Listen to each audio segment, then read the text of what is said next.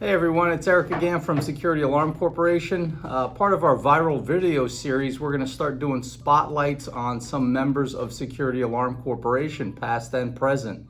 We're going to start off with our matriarch of the company, Aggie Allbright. She started the company back in 1979 with her father, Calman Nagy, and I'm going to do some interview questions with her, so stand by. Hey Aggie, how's it going today? Very good, thanks. I just want to go over a couple of questions with you since you're the matriarch of the company. I understand you started the company back in 1979 with your father. Can you tell me a little bit about the early days? Well, yep, Dad started it back in 1979 in the summer. Mom and I would be on the back porch hand lacing home security or home screens with security wire. Later on, my parents purchased a home on Harbor Boulevard and made the converted carport into an office. So Really? he bought some receivers, alarm receivers, answering service equipment, and when I wasn't going to college down in Fort Myers, I'd be sitting in there answering alarms and doing office work and doing alarms. So in the early days, this answering was service. actually run out of a residential house. Yes, it was. It was a model. That's hilarious. Yeah, yeah. And when these alarm signals came in, how did you guys respond to them? Did you have like operators, or were there people living in the building, or how did that work? Well, in the beginning, my dad had one technician, and he allowed them, or they lived in the house, and they answered the alarms and the answering service phones after hours. Wow. Yep. Wow. And originally, I think there was like 4 employees or something like that, including yourself. No, and originally it was 2 of us. 2 of us? Yeah, just her and I. And then, as college was more demanding and she needed some more time, Right. We hired some people, and it was nice because we hired a woman that lived right across the street, so she'd walk to work. That's really convenient. Yeah, it was. So besides being a small house and just having alarm signals come in there locally with your residences, what's the biggest challenges back in those days? I mean, obviously the communications thing was, but I mean, how did you guys communicate with all the technicians in the field and people in the field without cell phones? Well, that was kind of funny. They would have to stop and find a phone booth. The old roll of quarters. Yeah. They would call in a couple times a day just to make sure, Right. there wasn't any service calls in their area. Right. Or if there was any, major things. But there was no calling them on cell phones. That didn't come until probably the early 80s. Did you guys have any radios or anything, or was there We some did type have of... radios, and it was just a handheld kind of phone, and we would just kind of like pick it up, and hopefully somebody was by the van to hear the radio. Nice, very nice.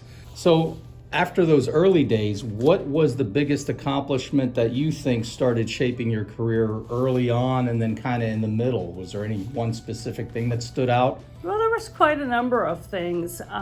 Building the state-of-the-art building that is located on Toledo Blade back in 2002. That Wow. was a big accomplishment. We went from probably a 1,900 or 1,000 square foot little home. Well, it's probably 1,900 to a 4,200 square foot building, surviving Hurricane Charlie in 2004.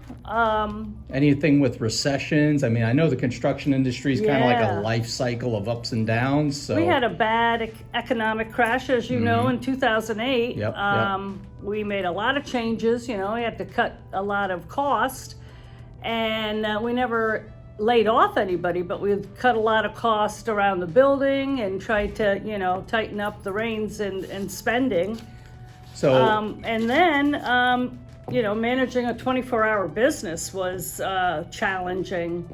My biggest accomplishment was having third-generation family come on board. interesting. Yeah. Nice. So I would say over your career span, you've survived not only recessions, in the industry, hurricanes, 24-hour business, 365 a year. I'd say that's quite an accomplishment. So what do you see going forward for the third generation that you just mentioned, and what's your hopes and dreams for them?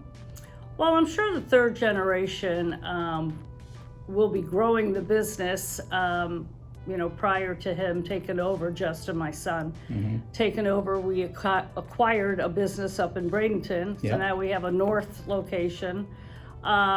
Picked up a couple of the smaller businesses here in town. So I see a lot of growth coming. Gotcha. A lot more technical, maybe upgrading the technologies here in the office, which, it's hard because it's constantly changing. So yeah, with the younger generations taking over, it's a lot more forward thinking than us older generation used to doing the same old thing, making sure status quo. And I think the service that your company provided over the years has been paramount to the fact of your success and the reason why Security Alarm has been around so long and growing. So we really appreciate all the opportunities you've given us to work here and answering our questions today. Is there anything else you'd like to add?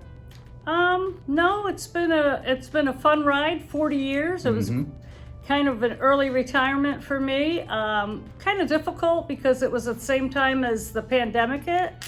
But it took a little while to get used to it, but loving life back at home, doing gardening now and enjoying RVing. So congratulations. You definitely deserve it. Thank you. Thank you so much for the interview. You're welcome.